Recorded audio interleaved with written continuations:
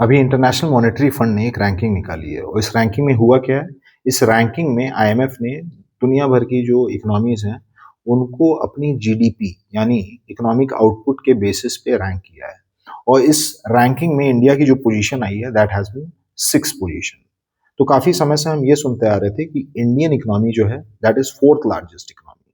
और दूसरी न्यूज हम क्या सुनते आ रहे थे कि इंडियन इकोनॉमी है सब fastest emerging fastest growing major economy. यानी ऊपर की 6 7 8 अर्थव्यवस्थाएं अगर हम देखें तो सबसे ज्यादा ग्रोथ रजिस्टर करने वाली कोई इकोनॉमी थी हाल के वर्षों में तो वो भारत ही है। बावजूद इसके हम 2 पायदान नीचे क्यों सरके हैं, ये जानने के पहले थोड़ा सा समझते हैं कि आईएमएफ क्या मेथोडोलॉजी डिप्लॉय करता है जीडीपी कंप्यूट करने के लिए। तो सबसे पहले आईएमएफ क्या करता है कि दुनिया भर की जो इकोनॉमीज हैं उनके जीडीपी डेटा को इकोनॉमिक आउटपुट जो है उस डेटा को डॉलर के टर्म्स में ट्रांसलेट करता है। इसको ऐसे समझिए कि जैसे चाइना है वो अपनी इकोनॉमी साइज कैसे मापता होगा, वो रेनमिनबी के टर्म्स में मापता होगा। इंडियन गवर्नमेंट है मिनिस्ट्री ऑफ स्टैटिस्टिक्स, वो कैसे मापती होगी, वो रुपए के टर्म्स में मापती होगी। यूके है वो कैसे मापता होगा, वो पाउंड स्टर्लिंग के टर्म्स में मापती होगी। तो अलग अलग देश जो हैं वो अलग अपने अपने करेंसी के बेसिस पे अपनी जीडीपी है वो कंप्यूट करता है। आईएमएफ क्या करता है, आईएमएफ इन सारे जीडीपीस को डॉलर के टर्म्स में लाता है जिससे एक यूनिफॉर्मिटी ऑफ स्केल हमको मिले, मतलब एक कॉमन स्केल एक कॉमन डिनोमिनेशन पे जो जीडीपी डेटा है वो कंपेयर किया जाए तभी आप रैंकिंग है वो तय कर सकते हैं। ठीक है, तो पहली चीज dollar is a anchor for comparison of different GDPs of different countries. एक चीज, दूसरी चीज क्या है, आईएमएफ ने जो डेटा सेट इस्तेमाल किया है वो किया है फिस्कल ईयर 24 फिस्कल ईयर 25 वाला।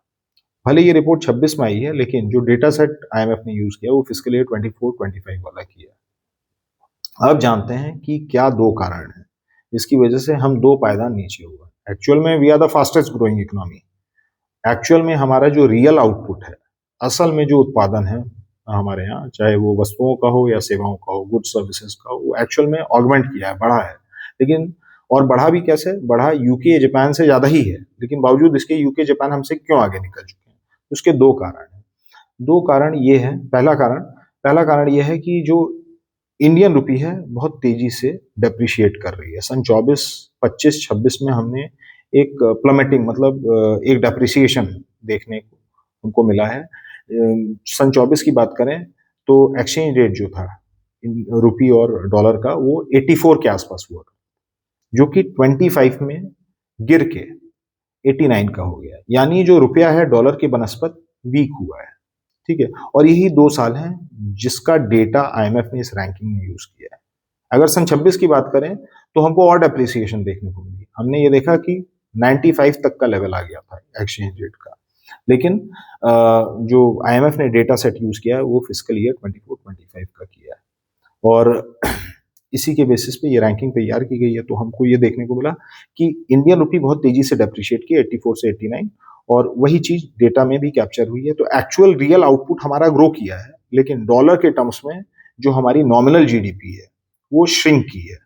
ठीक है, हो सकता है कि यूके की और जापान की जो करेंसी है, ठीक है, वो भी आपका पाउंड स्टर्लिंग और येन वो भी आपका डेप्रिशिएट की हो, लेकिन इंडियन रुपी जो है वो डॉलर के बनस्पत और ज्यादा डेप्रिशिएट किया। तो पहला कारण तो ये है कि इंडियन रुपी का डेप्रिशिएट करना। दूसरा कारण क्या है, दूसरा कारण यह है कि अभी हाल के समय में हमने ये देखा है कि इंडियन गवर्नमेंट ने जो जीडीपी कंप्यूट करने की जो मेथोडोलॉजी है उसमें चेंजेस, उसमें फेरबदल किए हैं। पहले हम क्या करते थे, जो बेस ईयर है वो 2011-12 का लिया करते थे। ठीक है, मतलब जीडीपी कंप्यूट करने के लिए हम जो प्राइस लेवल लिया करते थे वो सन 2011-12 का लिया करते थे और उसके बेसिस पे हम जीडीपी कंप्यूट कर रहे थे। यानी सन 15-16 की जीडीपी हो या सन 20-21 की जीडीपी हो, ये सब जीडीपी जो है वो हम कैलकुलेट कर रहे थे जो 2011-12 का प्राइस लेवल हुआ करता था उसके बेसिस पे। अभी इंडियन गवर्नमेंट ने क्या किया, इस बेस ईयर को अपवर्ड रिवाइज कर दिया है। यानी अब हम 11-12 वाला बेस ईयर नहीं ले रहे हैं, अब जो बेस ईयर हम ले रहे हैं दैट इज फॉर ईयर 22-2023। ठीक है, तो इसकी वजह से भी हमको एक थोड़ा सा श्रिंकेज ऑफ जीडीपी देखने को मिला है। Shrinkage of GDP but in nominal terms, real term में याद रखिए कि वी आर ग्रोइंग। तो ये 2 कारण हैं, ये 2 कारण हैं। एक है डेप्रिसिएशन ऑफ रूपी कि 84 से 89 हो गया एक्सचेंज रेट हमारा, और दूसरा कारण है कि हमने जो अपनी मेथोडोलॉजी है नेशनल इनकम को कैलकुलेट करने की, उसको में चेंजेस लाए हैं। हमने बेस ईयर है वो 2011-12 से बढ़ा के 2022-23 कर